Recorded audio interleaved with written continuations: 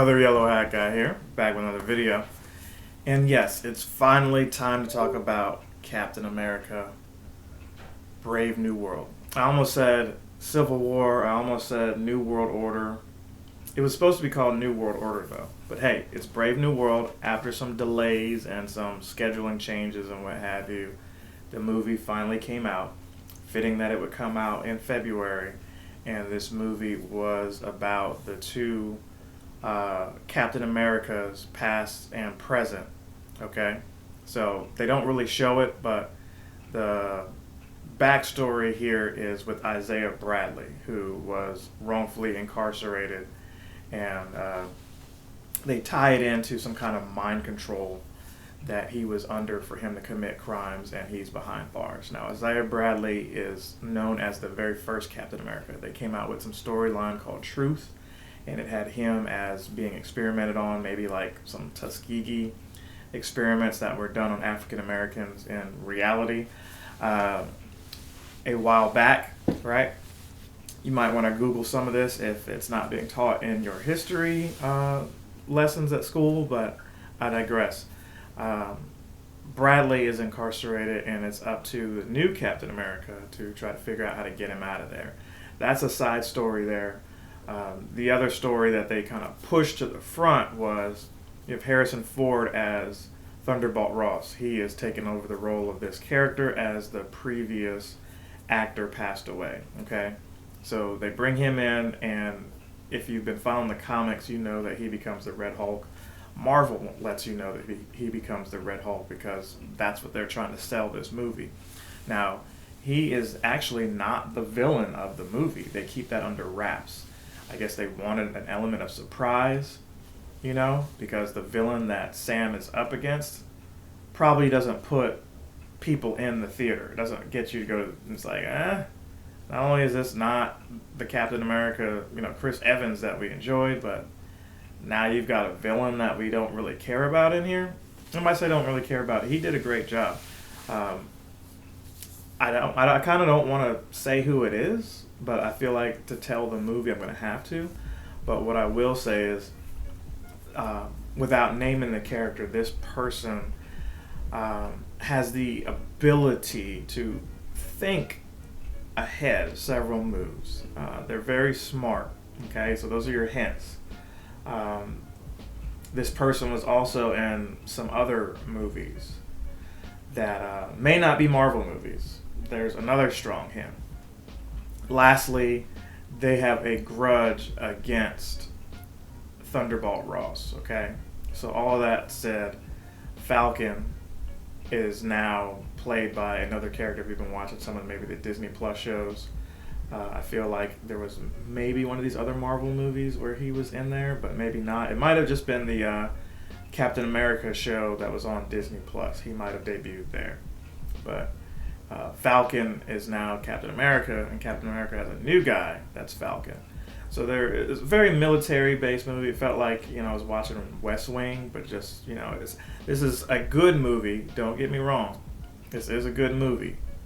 It's just, it didn't feel like there was a lot at stake here. You're like, well, you know, there was a war breaking out between the U.S. and Japan, potentially in this movie, if they didn't get things right. They introduced adamantium officially in this movie, although or in the MCU, although we know that Wolverine and Deadpool already kind of showcased that. But this was the first time that I can recall that it was talked about without the, you know, mutant characters and those who actually have adamantium in their body being referenced.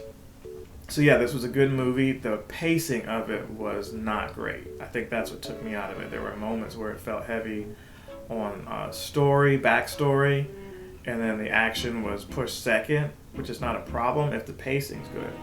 So you look at a movie like Winter Soldier, which is highly rated for Marvel movies and the Captain America movies. This kind of felt like that. Hey, Steve had an old friend who, you know, he's trying to exonerate. He's under mind control, right? Winter Soldier, aka Bucky. What if they take that same storyline and switch out Steve with Sam, and instead of Bucky, you've got Isaiah Bradley. Mm-hmm. Except the story was not paced that well. I don't think there was a... You kind of knew that they were going to use Bucky on the Avengers. That's at least the sentiment a lot of the viewers had.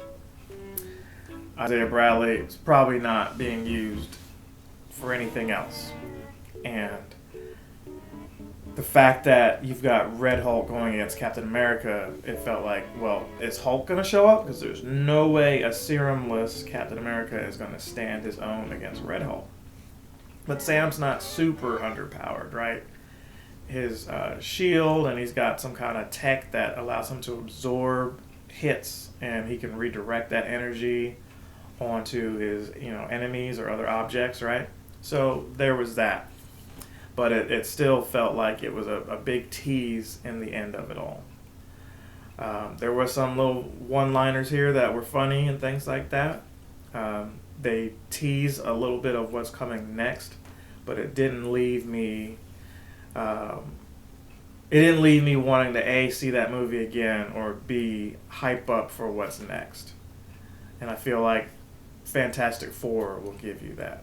Maybe even Thunderbolts, which I think comes out before it. But that's the gift and the curse of the Marvel movies. They leave you feeling like you got to see the next movie. And this one didn't give me that. This one was like, okay, Captain America is coming into his own because this is a new character that's being Captain America, and he's going to lead the franchise. But it didn't feel like this could have been in theaters. This felt like this could have been on television. This felt like an extension. This felt like season 2 of the Captain America stuff that's on Disney Plus. That's the feeling I had. So let me know your thoughts. I'm feeling a strong 3 out of 5 Earthworm Jim's. I got to give it that. You could argue what you want, like 4, but no, I think this is the 3. There's a lot of people saying, well, it's new, it's this, you got to give these guys a chance, and if you want to see more of this kind of character, you got to support it. I get all that, but just if you strip all that away and just look at the actual movie, I think that's where it falls for me. So let me know your thoughts. I would love to hear from you. Have you seen this yet? Are you going to see it? Are you going to wait for it to be on Disney Plus? I feel like if you want to have an idea of where Captain America is before they bring the Avengers back together, then this is worth a look. But if you're not that vested into it and you're just like, okay, the whole team's back together for whatever reason, then you may not need to see this. But I look forward into what they've got going on next. I feel like the next couple of movies will kind of link to Avengers assembling one more time. Other yellow hat guy is out. Hey, how are you? I'm Captain Sensation. I'm on Twitch and YouTube. Enjoy my creations. Movie reviews, let's plays, they're amazing. Stay tuned for more. I'm Captain Sensation. Sympathy for Pokemon and Atari. Wait, here's more funny Mario Party. Games that are chores and some that are gnarly. Fun with Gen X, Virgin Rose, and Kari. Woo! Here we go, y'all. Been waiting to do that for a little bit. But hey, see y'all on the next one.